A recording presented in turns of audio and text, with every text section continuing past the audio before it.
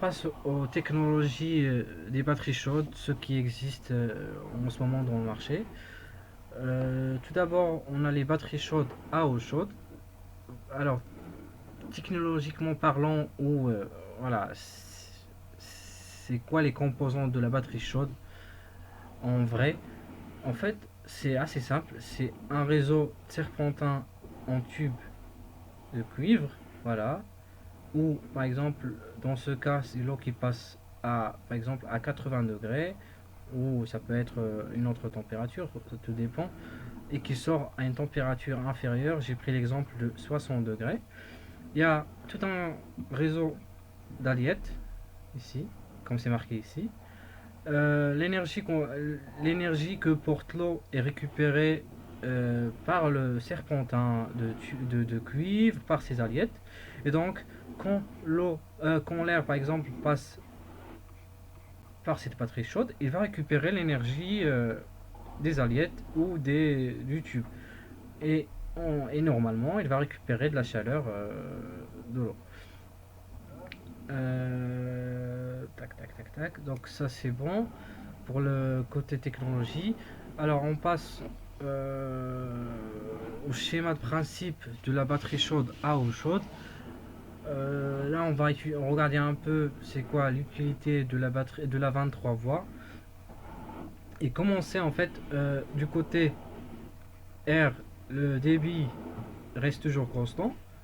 Là en fait la particularité de la 23 voies, ça fait en fait le travail de quelqu'un qui va par exemple arrêter ou faire tourner la centrale de traitement d'air ou la chaudière qui va nous fournir de la chaleur. Alors, je vais vous prendre l'exemple où je vais vous prendre en fait l'exemple où on n'a pas on n'a pas la batterie, la 23 voies. Si par exemple on n'a pas la 23 voies, là l'eau va toujours arriver à 80 degrés et va sortir à 60 degrés. On n'a pas de consigne, on n'a pas de tomate, on n'a rien. Donc la batterie chaude va continuer de fonctionner.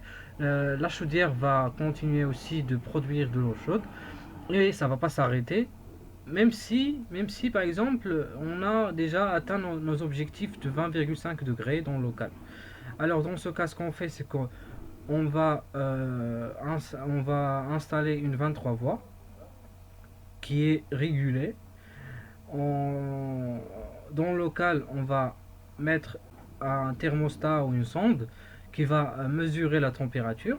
Si par exemple la température est inférieure à 20,5, elle va donner l'ordre à la 23 voies de toujours fonctionner. Une fois l'objectif est atteint, la sonde a mesuré une température de 20,5 ou supérieure, il va ordonner à la batterie, à la 23 voies, de s'arrêter, de se fermer, et du coup, la chaudière va arrêter de produire l'eau chaude.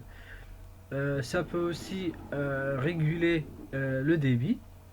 Donc là, il va faire par exemple, si par exemple les températures sont proches de 20 degrés, si la température du local est proche de 20 degrés, on n'a pas besoin du même débit qu'au début quand on avait par exemple 2 degrés ou 10. Donc là, la 23 voies va réduire le débit, va faire circuler uniquement le débit qui va nous permettre d'atteindre très facilement la température du local. Comme ça, en fait, ça va nous permettre de faire, de consommer moins d'énergie et ça va partir en perte. Donc voilà, c'est la seule particularité de la 23 voies et son utilité dans une installation de génie climatique. Alors, il existe plusieurs installations de la 23 voies. Ça peut être en répartition ou en mélange. Là, on a la 22 voies. Mais en fait, les détails vraiment de la 23 voies, de la 23 voies, je vais vous les expliquer quand on va étudier quand on va étudier en détail la 23 voies, comment la dimensionner, etc. Donc, pas besoin vraiment dans ce cours ou dans cette vidéo, pas besoin de vous prendre la tête pour c'est quoi la 23 voies en répartition au mélange. Ce qui est essentiel, c'est de, voilà, de connaître le dimensionnement de la batterie chaude en puissance côté R et côté eau. Alors, ici, la protection anti-gel de la batterie, en fait, dans des cas, en fait, on est face à un phénomène. Par exemple, quand les températures sont assez négatives, euh, ce qu'on fait, c'est qu'on a par exemple une sonde après la batterie chaude qui va faire que si par exemple il y a un défaut d'alimentation en eau chaude sanitaire, ça peut en fait endommager la batterie chaude. Donc ce que fait la sonde ici, quand par exemple on est dans des températures inférieures à 5 degrés, elle va ordonner à la batterie chaude ou au ventilateur de s'arrêter le temps que le réseau d'eau chaude s'alimente et chauffe bien la batterie chaude. Mais en fait dans ce cas, on a dépassé en fait cette idée ou cette méthode-là, parce qu'en fait, dans les centrales de traitement d'air, en général, pour ne pas avoir ce problème-là d'antigel ou de risque de casser les éléments de la centrale de traitement d'air, ce qu'on fait, c'est que avant tout système, les batteries chaudes, les batteries froides et l'humidificateur vapeur de la CTA, ce qu'on fait, c'est qu'on place tout d'abord à l'entrée de la centrale de traitement d'air, on place une batterie de préchauffage qu'on appelle batterie de préchauffage, qui est en général électrique, qui est composée des petites résistances, qui va en préalable chauffer l'air introduit dans la centrale de traitement d'air. Si par exemple l'air arrive à -2 ou à 0 degré, ce que fait la batterie de préchauffage, il va chauffer cet air-là, et là, en passant par cette batterie de préchauffage, on arrive à 7 degrés, voilà, à 7-6 degrés. Comme ça, on ne tombe pas dans ce cas-là où on est obligé d'arrêter le système ou quoi que ce soit.